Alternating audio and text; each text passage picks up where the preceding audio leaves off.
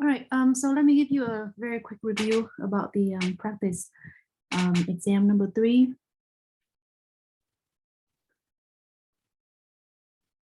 Number 1 is obvious, so I'm not going to go through number 1.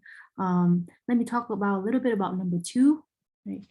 So for any problem, before you can answer the question, you need to understand the question, right? So I suggest that you read through it and then highlight some stuff, some keywords that you think is important and help you have a better understanding to answer the question. Okay, so number 2, the standard medical treatment for a certain disease is successful at 80% of all cases. Suppose the treatment is given to 9 random selected patients with this disease. The question asks about the exact distribution. So the only exact distribution that we know in this course is binomial distribution, right? So I know this problem is a binomial variable, right? So the 80% here, it must be the probability of success. Right? So 80%, that's my P, probability of success. And nine randomly selected patient, that will be my sample size. N equal 9. Excuse me.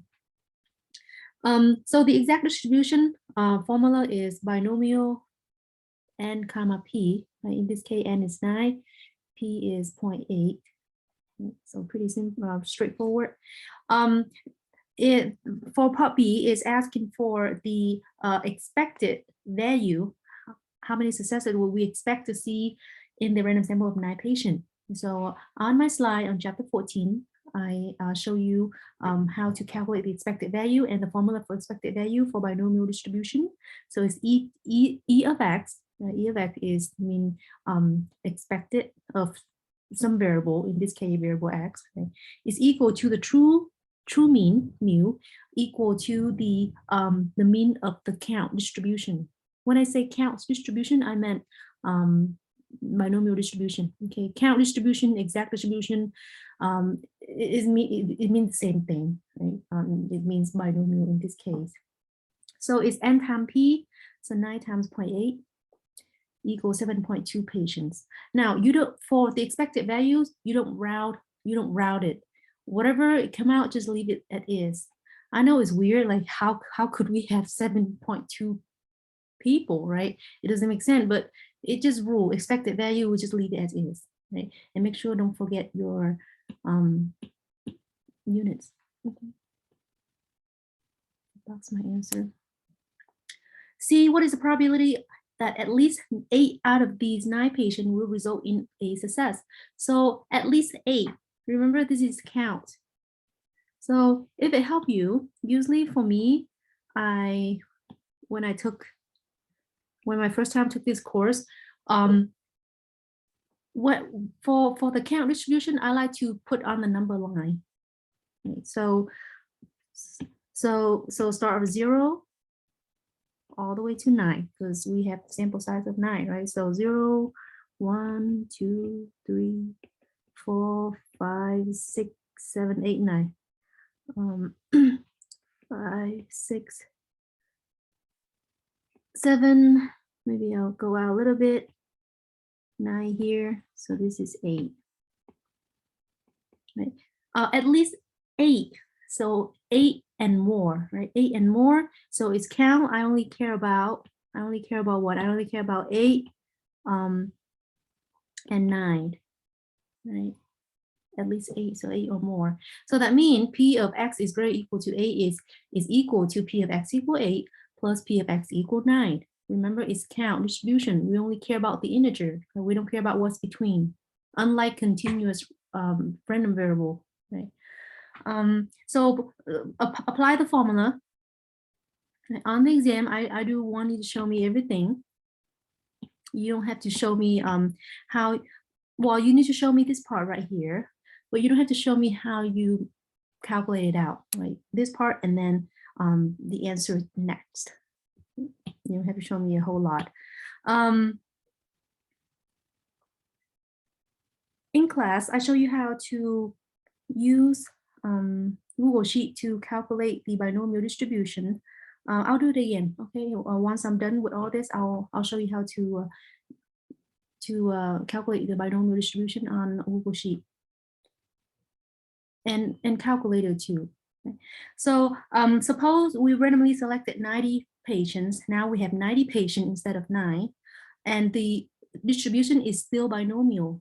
Okay. What is the exact probability that at most 80 of these patients will result in a success? Exact probability. Exact probability. Again, I'm going to highlight this. So they want the exact answer, right? So that means, again, if you draw that little thing, you draw that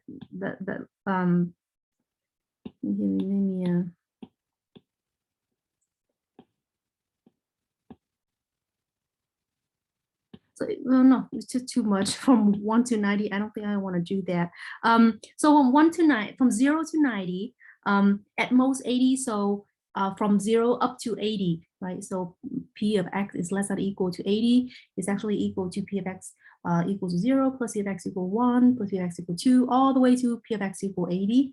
Okay. And then I hope nobody's gonna do that by hand. It'll take you more than just one lecture to do it. So we're going to use calculator to do this. Okay, so I'm going to show you how to use calculator to do this. You're allowed to use graphing calculator. So all graphing calculator have this. First, you're going to go to second and var. Second on the left, the top left.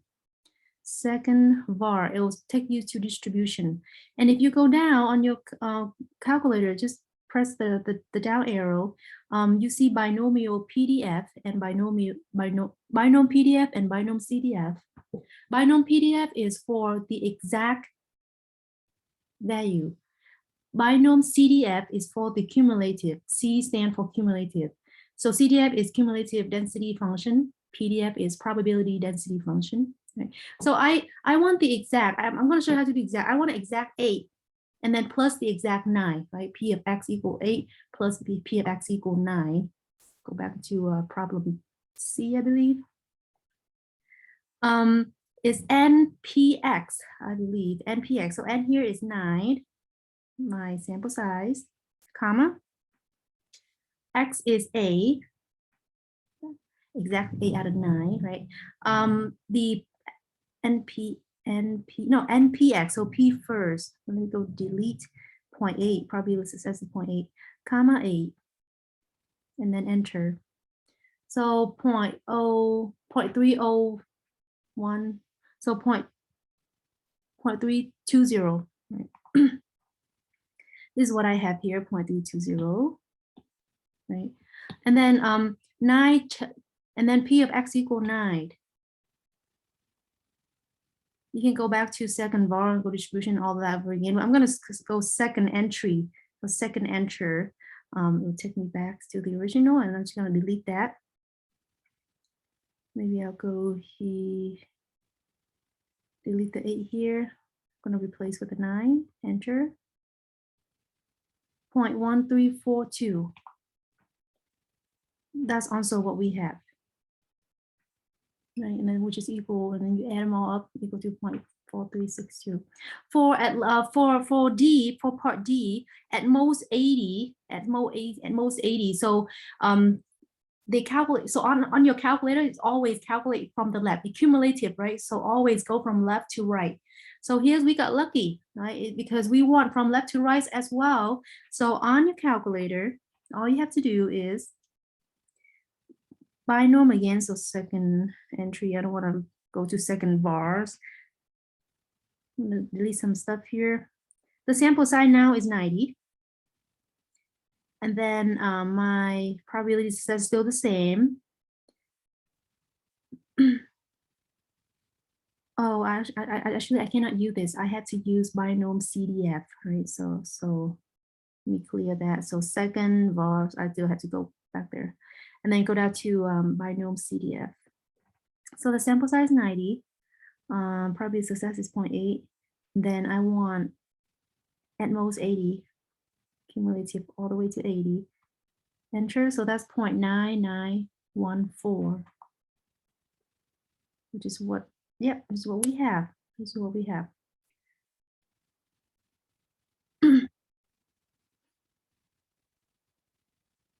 For the Google Sheet,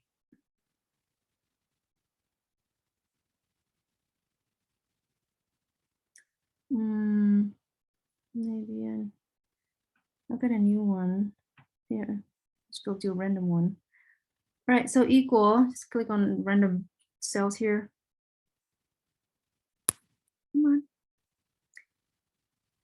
So equal binom, I think binom this right here, binom this. Number of success is 90. I'm gonna do from part C too, okay? So I'm gonna show part C. Number of success is 9. I'm gonna do 9. Number of success is 9. Probably number of trial is, I'm sorry, number of success is 8. We did 8. And then number of trial, comma, number of trial is 9. That's your sample size. Probability of success is 0.8. And then it's asked, the last one is asked for cumulative. I want just the exact value, exact 8. So either you can say false or you can leave it at this, right? I'm gonna leave it like that. Oh, I guess you have to say false. I guess it wants you to say false. All right, I'll say false. False, I mean, you don't want cumulative. You want the exact value, the probability of x equal 8. Right? That's the 0.3020, right? Same thing we had using the calculator or do by hand. Now I'm gonna do cumulative here. I'm gonna check my answer with part D. So still binom dist equal binom dist. Number of success is 80, at most 80, comma. Number of trials now is 90. Probability of success is still 0.8. Cumulative, true, because we want cumulative. Right there, right, 0.9914. Same thing we have on part C. Now, because I can change the answer hypothetically on the exam. I can change to at least 80 instead of at most, right? So you have to subtract from 1 because that's the right tail, right? That's the right part. On your calculator or even RStudio or Google Sheet, is always calculate the probability from left to right, always a left tail. You want the right tail, you have to subtract it from 1. Part C is it wants you to do the same thing. They want to calculate the probability of at least 80 of these patients will result in a success, but they want approximate values, the approximate probability, right? For this, we're going to use a normal distribution, right? Because the sample size is large. I say show all work, verify the normal model can be used here. So that means I want all the work. I want you to show me what is the assumption for me or for you to use this model, right? And the assumption is that both NP and N times 1 minus P has to be at least 10, right? So you're gonna show me that step. Okay, I'm not gonna talk about this because this is from the slide and from the lecture that I recorded. If you are unclear, you can always go back to the lecture on YouTube. Number 3 is about one population proportion. Again, read the problem carefully, highlight things that you think is important. Right here, I highlight some stuff here. P is the the population proportion. The population proportion now is 72%, and my sample size is 200. For part A, they want you to calculate the expected value. On the slide and in lecture, I say the expected value is equal to the true proportion, right? So E of P hat is equal to P. I believe it's the second slide on the lecture chapter 22 lecture. And then part B asking for standard error deviation. Be careful. If I ask for standard deviation, you're going to use the true proportion value. If I ask for standard error, you're going to use P hat, right?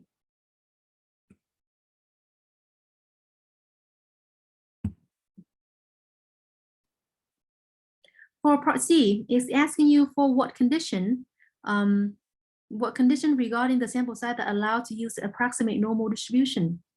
Remember I talked about how sample size affect the normal distribution, right? As sample size get larger, namely for this distribution for one population proportion is that both NP and N times 1 minus P has to be at least 10, right? So it's kind of like it's kind of like count distribution, right? It's actually they related to each other.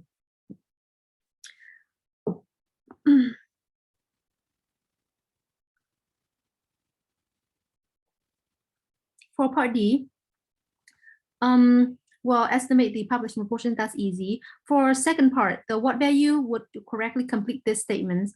For this part, on the exam, I will give you a interpretation, and you're supposed to be able to tell whether is it standard deviation or standard error, right? Or even just estimate a population proportion, right? So you'll be able to calculate the right values. For part E, is asking for the sample minimum sample size. We did this in class. Number 4, I'm not going to talk about number 4 because number 4 is exactly very, very similar to what we did on quiz 6, I believe. One of the quiz, not last one, the one before last. Very similar, right? So you want to take a look at that. But I'm going to talk about E. We have not talked about E yet. We talk about how sample size affect the mean and affect the standard deviation, right? So because from the CLT, X is approximately normal mu comma sigma divided by n, right? So sample size only affect standard deviation, but it does not affect the true mean, right? The mu have no n in it, right? So remain unchanged. However, if you increase sample size, standard deviation of X bar is smaller. If you decrease sample size, standard deviation of X bar is larger, right? Now, part E, suppose computing the data for 50 students took too much time. A random sample of smaller size was taken such that the central limit theorem would still apply, right? Just smaller than 50, but larger than 25, so you still be able to use central limit theorem. Describe how this change in sample size would have affected the following, if at all. The probability that sample mean Spanish proficiency score will be at least 80 would blank. So this question, if you translate it into English, probability, so that's P. Maybe, yeah, probability is P, right? The probability of sample mean Spanish score will be at least 80. So probability of X bar is less than, oh, at least, I'm sorry, at least will be greater than equal to 80. Will be what? Remember, to calculate this, you need what? You need the z-score, right? So this is equal to P of z greater equal to what? X bar minus mu naught divided by sigma divided by square root of n. So what do you think? Now n is smaller than before. If n is smaller, then the denominator is larger. Well, larger denominator does give the whole thing smaller, right? So z is smaller. Well, z is smaller, that results in a smaller probability, right? When you look up on the z table, right? You look at z is smaller, z you have smaller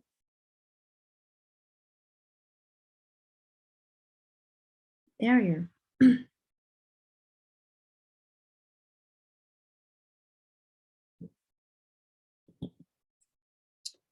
Right.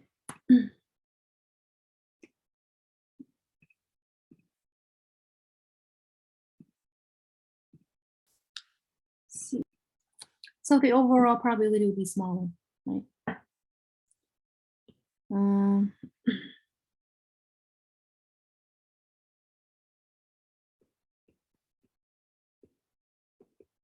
All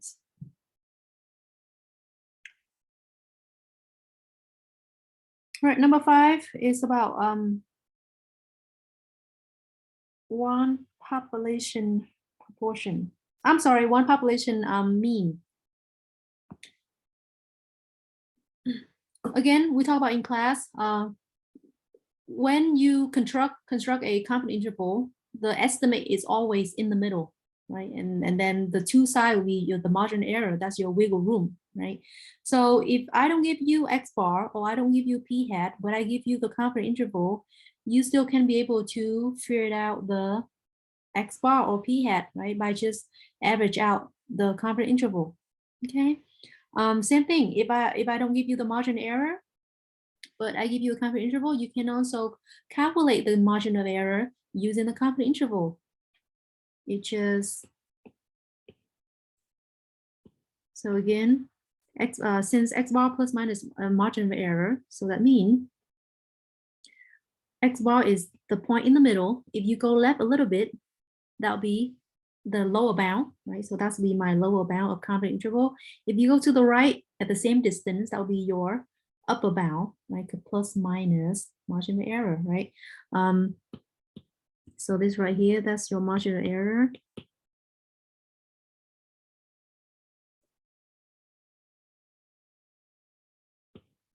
This is little m, little m. So part A, all you have to do is to read this question carefully. What am I asking in order to calculate the correct value to put in, right? So the first one, it was for, I was asking to estimate the population mean. So that means X bar, right? X bar to use for estimating the mu. For part B, double I know is the standard error, right? Because the words estimate, give it away, right? Estimate the average distance. If it's just the average distance, then that's a standard deviation. But if I add the word estimate in it, that means the standard error, right? Because standard error used to estimate the standard deviation, sample standard deviation. Okay. What else? For triple I, that's standard deviation. For part B,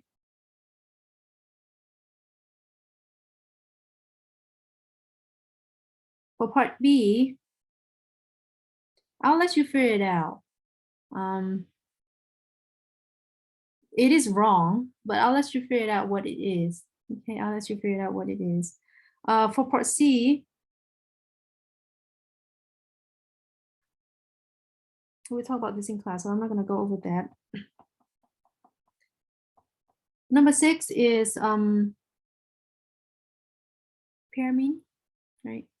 Make sure you be able to tell why is it pair mean. I may ask that on the question. You will use Google Sheet for this, or R if you want to, R Studios, or even calculator. I think on the slide, pair mean slides, I show you how to use calculator to do this. So you can self-learn how to do that. Okay, I already showed you the steps, but I'm going to show you how to use Google Sheet and RStudio for this problem. All right, for this problem, first of all, hypothesis, right? Here the hypothesis, and then the assumption is that data is simple random sample, and then population response differences. It has to have the word differences, right? For this pair mean, population response is not enough. Right? Population response differences is normal. I hope nobody put mean here. If you say population mean differences is normal, it's only one mean. It doesn't have a distribution. Right? It's only one dot. It doesn't make a whole distribution. So I hope nobody do that. Okay, so let me show you how to do this using Google Sheet. All right, so I'm gonna stop share here.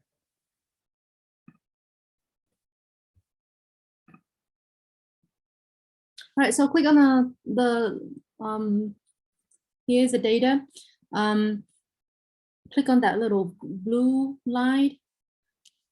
The command is equal test.t, I'm sorry, t.test there, and it's asking for range 1, range 2. So range 1 is, oops, I don't want the ones from start from A to range 1, enter, comma, oops, something wrong, start over again. And then range 2,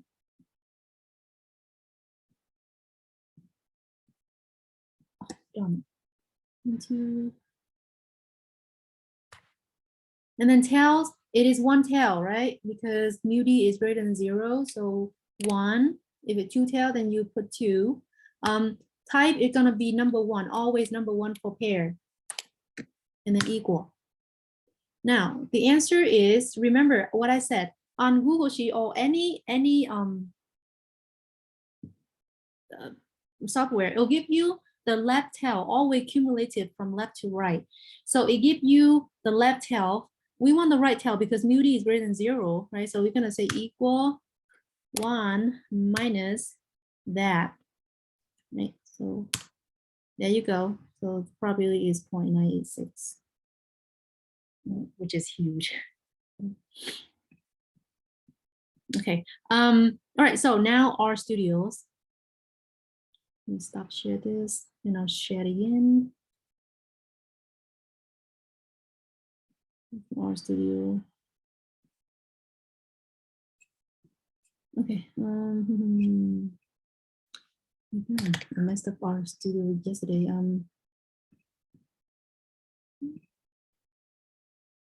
Here, I'm gonna make a new R script so that I don't have to restart. Come on, there you go. All right.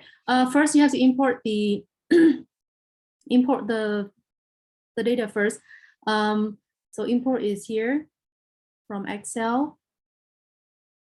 From Excel, and then just go there. I already have it here, so I'm gonna import. Maybe I'll show it to you because I'll show it to you for use. So from Excel, and then browse.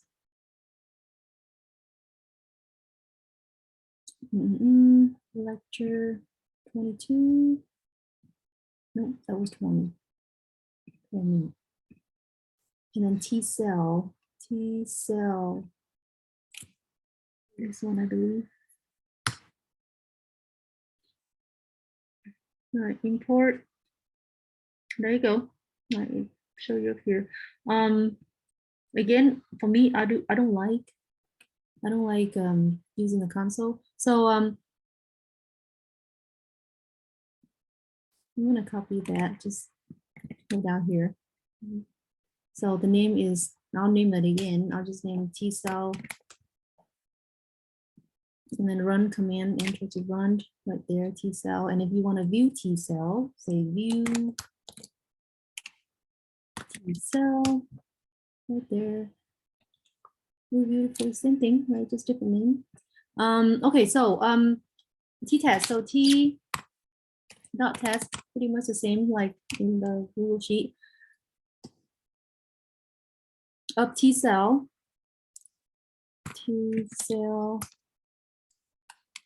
And then same thing, right? Range 1 and range 2, just like the Google Sheet thing. So range first one is a red line, and then T cell again. $sign to go to the column, and then alternative ALT is quotation mark is one-sided, and it's greater, right? So I'm gonna put greater here. So that means it's calculate the right tail. So I don't have to worry about subtracting from 1. Let me go down so that you can see every code. Comma, go down a little bit. You don't have to, you can do all one line, but it's gonna be too long. And then pair, true.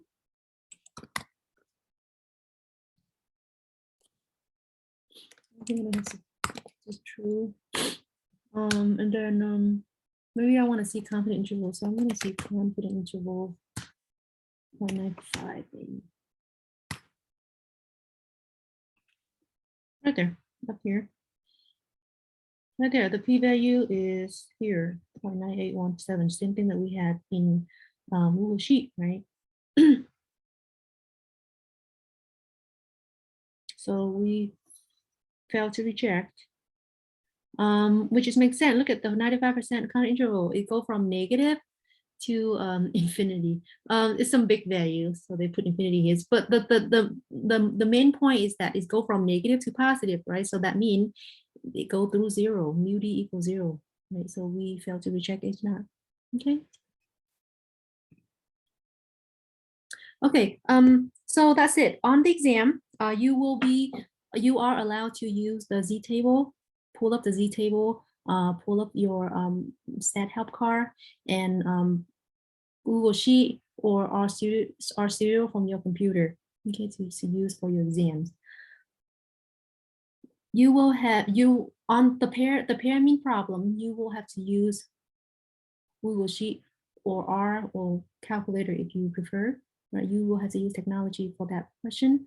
Also on the binomial question, you still have to use one of the question where I asked the exact probability of a very large number, like at least 80 or at least 100 or at most 80, at most 100. You have to use technology, okay, because there's no way that you want to do it by hand.